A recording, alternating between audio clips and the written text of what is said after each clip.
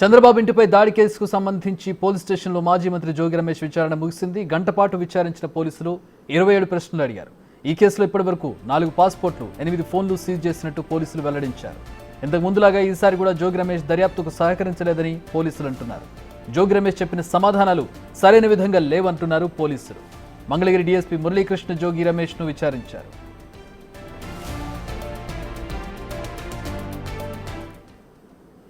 అయితే మా ప్రతినిధి శివ జాయిన్ అవుతున్నారు జోగి రమేష్ ఇంట్రోగేషన్కి సంబంధించి. శివ, 27 ప్రశ్నలు వేసినట్టుగా తెలుస్తుంది. ఏంటి ఆ ప్రశ్నలు? అంటే ఇప్పుడు ఒకవేళ అంటే మామూలుగా విచారణకు స్పందించకపోయినా లేదంటే సరిగ్గా సహకరించకపోయినా నెక్స్ట్ లీగల్గా ఎట్లాంటి ఇష్యూస్ ఉంటాయి? ఇక్కడ ప్రధానంగా 2 ప్రధానమైన అంశాలు. ఏదైతే చంద్రబాబు నివాసంపై దాడి ఘటనలో జోగి రమేష్ A1 ముద్దాయి.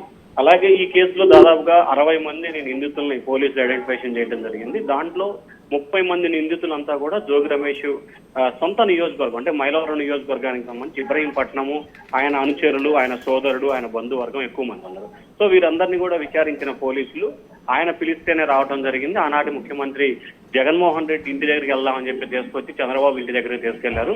తమకేం తెలియదు అనేది చాలా మంది నేతలు అయితే పోలీసులకి వాంగ్మూలం ఇవ్వడం జరిగింది. సో ఈ నేపథ్యంలో ప్రధానంగా 27 అంశాలకు సంబంధించి అంటే 27 ప్రశ్నల్ని జోగి రమేష్ మంగళగిరి డీఎస్పీ మురళీకృష్ణ నేతృత్వంలో ప్రశ్నల్ని అడగడం జరిగింది. ఎందుకు చంద్రబాబు నివాసంపై దాడి చేయాల్సి వచ్చింది, దాడి చేయడానికి గల ప్రధానమైన కారణాలు ఏంటి, ఆ రోజు మీరు ఎందుకు దాడి చేయడానికి ముందు పార్టీ కార్యాలయంలో సమావేశమయ్యారా, జగన్మోహన్ రెడ్డి నివాసంలో సమావేశమయ్యారు, లేదా ఇంకెక్కడ సమావేశమయ్యారు, ఎవరెవరు దీంట్లో భాగస్వాములు ఉన్నారు, ఎంతమంది పాల్గొన్నారు, అక్కడికి వెళ్ళేటప్పుడు మీరు ఏమేమి తీసుకెళ్లారు, కేవలం మామూలుగా వెళ్ళడం జరిగిందా లేకపోతే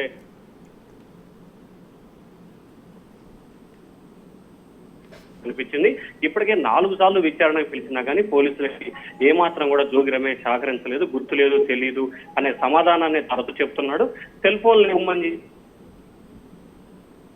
సెల్ ఫోన్లు తమ వద్ద లేవు, తాను వాడట్లేదు, మొన్న వరదల్లో కొట్టక చెప్తున్న పరిస్థితి కనిపిస్తుంది. సో ఈ నేపథ్యంలోనే ఈ రోజు కూడా జోగి రమేష్ తమ విచారణకి ఏమాత్రం కూడా సహకరించట్లేదు, మరొకసారి పిలిపించి విచారణ చేస్తాం, అప్పటికి కూడా సహకరించబోతే ఏదైతే సుప్రీంకోర్టు డైరెక్షన్ ప్రకారం కూడా అతనిపై తదుపరి చర్యలు తీసుకుంటామని చెప్పి కూడా పోలీసు ఉన్నతాధికారులు అయితే చెప్తా ఉన్నారు. చీకటి.